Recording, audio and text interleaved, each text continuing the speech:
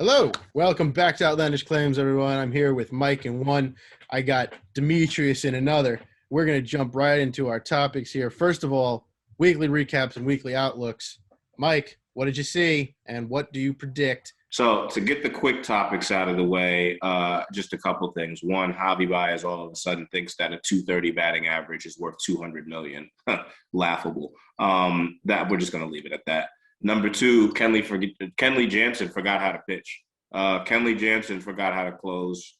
Kenley Jansen it doesn't know how to play baseball right now. Talk about a guy who we were talking about potentially as obviously a dark horse, but a dark horse candidate for the Cy Young with how dominant he was earlier in the year. A return to that 2016 through 2018 form. But he's completely lost it. I don't know what's happened, but I'm hopeful that he gets it together. Praying for that, brother. Legit. 3 blown saves in the past week? No. Ain't going to cut it, especially for the Los Angeles Dodgers. But the Yankees are tumultuous.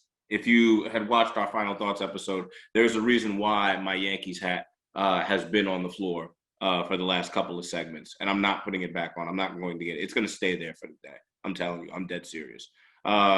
This is as tumultuous a situation as these Yankees back in 1978, the Reggie Jackson, Billy Martin, Greg Nettles, Goose Gossage, Sparky Lyle Yankees. You know what the difference is? They won the championship. Wasn't just the division, wasn't just the AL, the championship. And if you recall, if you've been following this journey, which some of you have, you've heard me say many times that the Yankees better win the AL East. They're not even in a wild card position right now. Okay, almost 10 games back of the lead with the Red Sox, and as you had eloquently put it, just embarrassments of losses over the past couple of weeks. Aaron Judge is nowhere to be found yet again. Granted, he's out with COVID, but I mean, the most silent superstar on the face of the earth. Stanton's a disaster. He's getting booed left and right. Garrett Cole has unraveled. I don't know where he is. It's a cold world. How about that? It is a cold world. He is ice cold. Okay.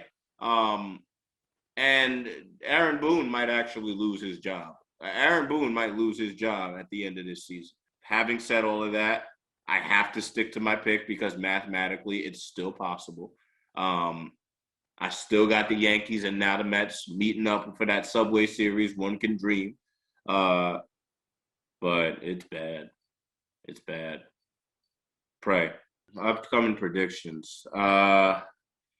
I'm gonna be positive here. I'm gonna say that Freddie Peralta, despite the short outing, as dominant as he was, I think that he goes 7 innings with no earned runs in his next start for the Brewers. And we're gonna move right along with Demetrius. What you got? The Mets got somebody from the Rays. I don't know how to Rich feel. Hill. We got Rich Hill. I rate Rich Hill pretty well as a pitcher. I don't know why the Billy McKinney trick kind of shocked me a little bit. I'm not gonna lie to you there. But the Rays. Speaking of the Rays, because acquiring Nelson Cruz just bolstered the entire lineup. The Rays are winning the AL East now. The Rays they won the trade deadline. I give kudos to the organization. The Rays getting Nelson Cruz now is like when they should have gotten Barry Bonds in 2007, 8, and the A's are winning the AL East for real this time. Also, congrats to Shane Baz for making the U.S. Olympic team. Being on the topic of the Rays, yes, it's all about the Rays now. We all know the Yankees suck. Boston's somewhere dawdling over there. Sure, Vladdy Jr. could win MVP. It's about the Rays. I mean, I said it. God, the Yankees are done. They need to make some kind of trade and now, and probably with Major League Baseball, we'll pay the luxury tax for the next 25 years, even if we're not over it, in exchange for letting him use the spider tack or whatever it is, because that's the only way Garrett Cole seems to be even remotely effective against Boston. At least Boston, just as we said, has your number. You cannot win. But then you look at their schedule. The problem here is the one that Mills alluded to a couple of months ago, which was, well, it wasn't a problem back then because it was just a funny little stat, that the Yankees didn't play their first game against Boston until the start of June. They got one to make up from earlier this week, late last week. And then another 6 against Boston, 6 games against Tampa. And they, by the way, the last 3 games against Tampa are their last 3 games of the season. And they also get the Mets late in the year, probably when Noah Syndergaard is back. And DeGrom is fully healthy. And Lindor. Yep. And then, I mean, Toronto for 7 games themselves, too. Like, this is not going to be a fun time to be a Yankee fan. It's not going to be a fun time to be a Yankee player either.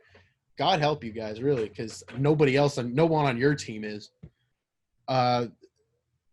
Weekly outlook. There is one thing I will say, not about the Yankees, because no.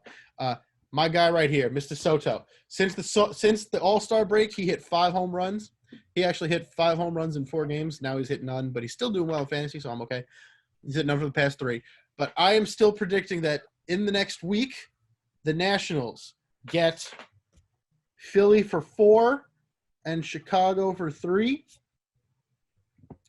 I am predicting not 1, not 2, not 3, not 4, not 5, not 6, not 7, 8 home runs in the next week for Mr. Juan Soto. Because there is not a single pitcher that they're going up against that I trust other than Zach Wheeler. Maybe a little bit of Kyle Hendricks, but everybody else, Adbert Alzolay, Matt Moore, Vince Velasquez, there's no pitcher even decided for Monday's game yet. Like there is no pitcher that I don't trust to not give up home runs. And oh, by the way, that doesn't even count the bullpens. So 8 home runs for Juan Soto in the next week. Huge outlandish claim, but I'm sticking with it. We're going to move right into our fun stat question of the week. This popped up on my timeline a couple of days ago. Fun little stat. Tony Gwynn, one of the greatest hitters of all time, maybe the greatest hitter aside from Ted Williams. Greatest just pure hitter, not power hitter, but hitter of all time aside from Ted Williams. Against his stats against John Smoltz, Greg Maddux, and Tom Glavine, all 3 of those that triple-headed Atlanta Braves threesome of pitchers came up. Against them, he had a .381 batting average. How many strikeouts total did he have against those 3 pitchers? Against Glavine, Smoltz, and Maddux. How many combined strikeouts did he have? In his career? Against those 3, yeah.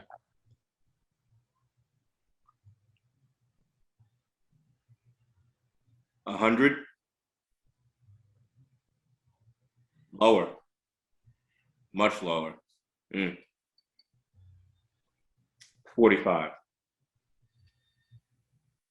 Even low. Damn. Wow. He had Yogi Berra levels of strikeouts. 20? Oh, my God. So we're in the single digits. Single digits? Wow. Take a guess and you'll find out. 10. 5. 3.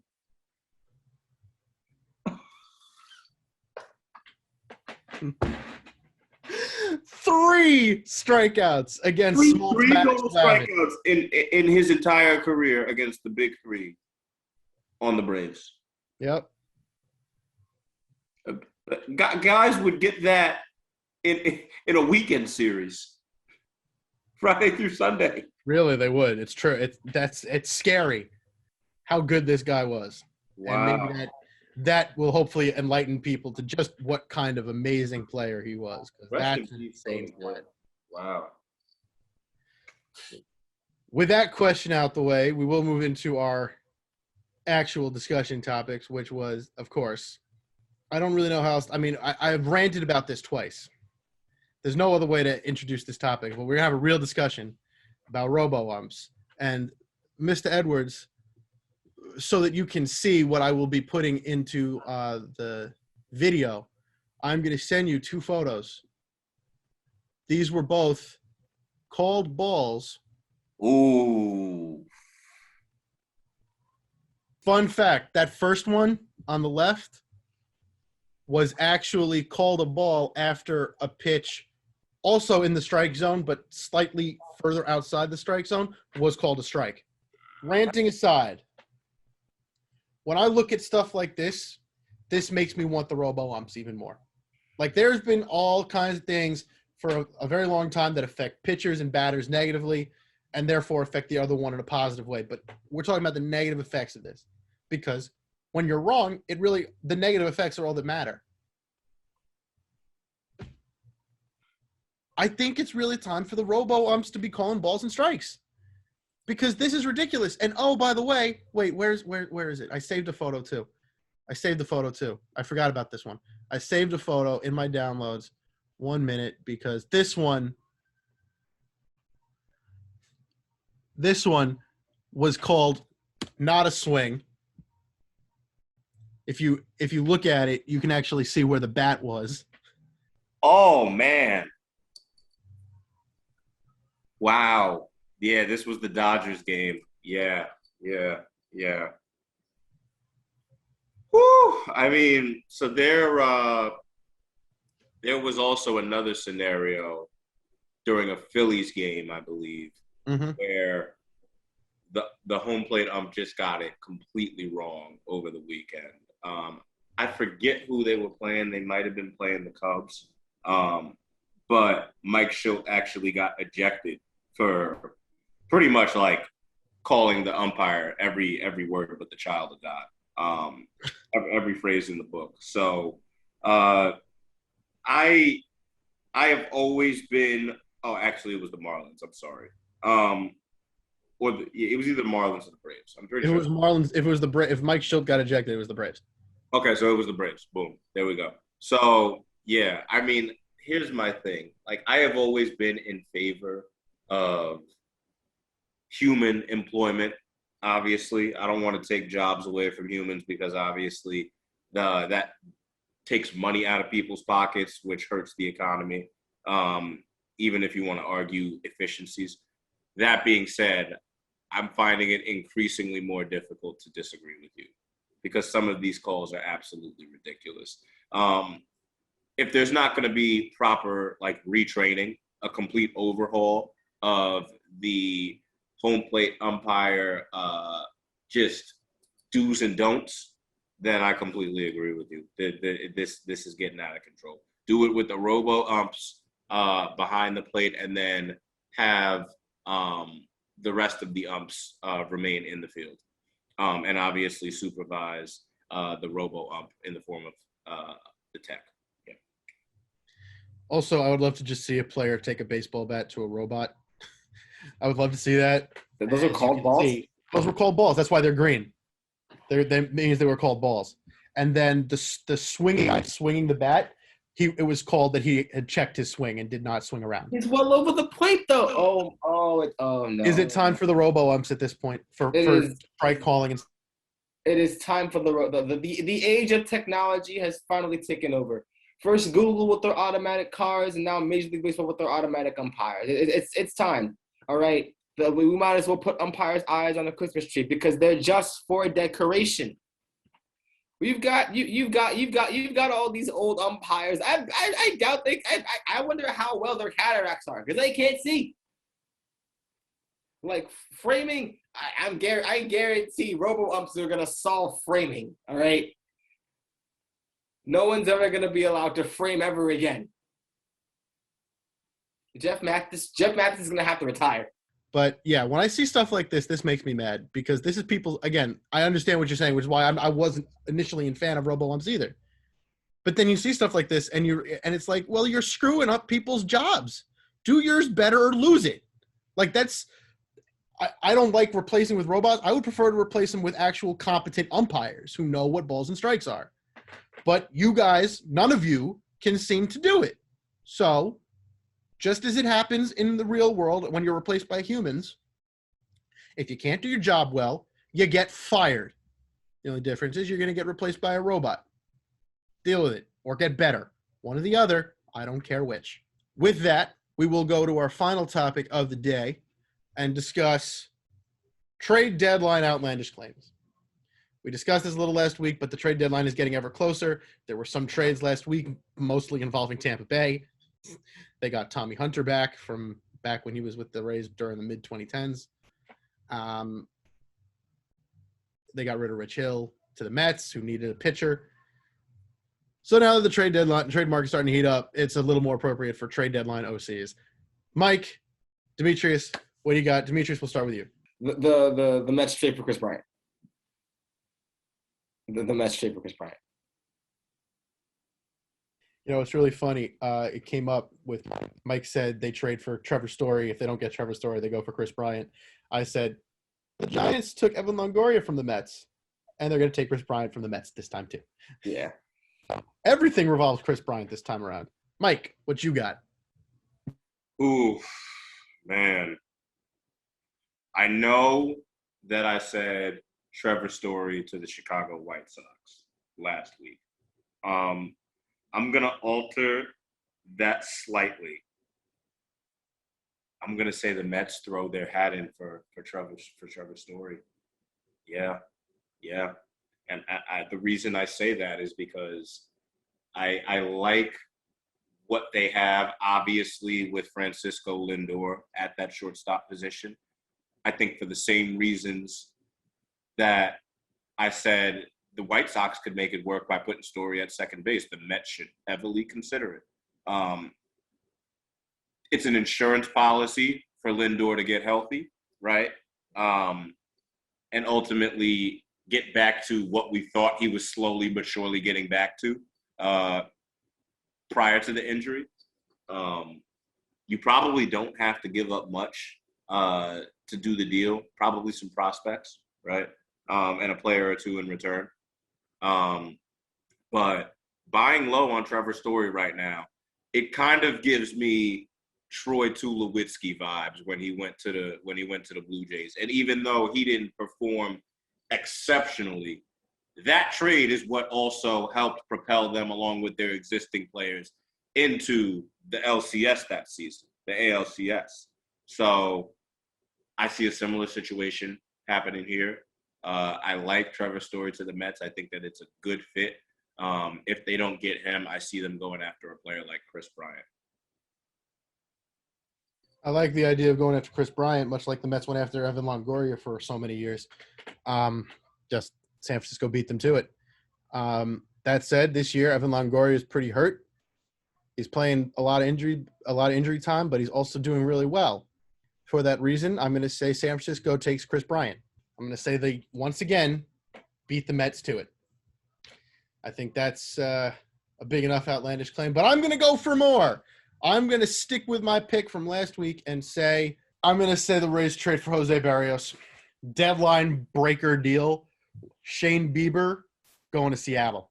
That will do it for our show this week. We will be back. Well, today we'll be back tomorrow with our, of course, we'll be back tomorrow with some other sport or maybe final thoughts. Who knows? Wherever this goes, we'll find out. I'm gonna go out. I'm gonna do this on a whim.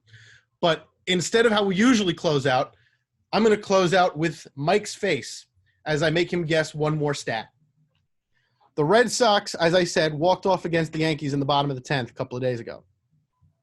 How many hits did they record in the bottom of the 10th? It's crazy because this was the game that I didn't watch. Or actually, I fell asleep. That's how bad it was. 5? 4. 3. 2. 1. 0. That's the countdown, ladies and gentlemen. And whether that was done on purpose or not, we'll leave it up to your discretion. 0 hits. I want to watch Mike as I read the actual what happened here. Walked off against the Yankees without recording a hit. 1 walk, 1 strikeout, a sac fly, and 4 wild pitches.